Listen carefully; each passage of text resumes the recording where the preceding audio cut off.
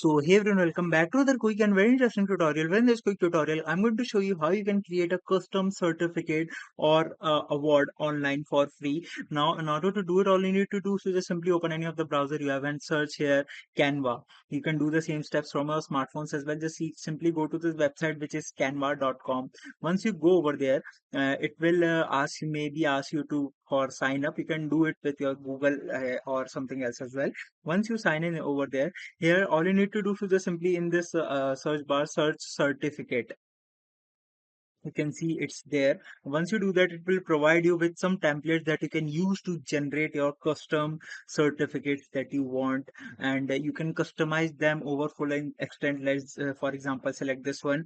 I can customize this template and make changes to it. Once I'm satisfied with it, I can directly download it and use it anywhere I want. All right, so that's it for this tutorial. I hope this video will be helpful for you. Make sure to hit the like button and subscribe button for more such helpful and interesting tutorials. See you in the next one. Take care.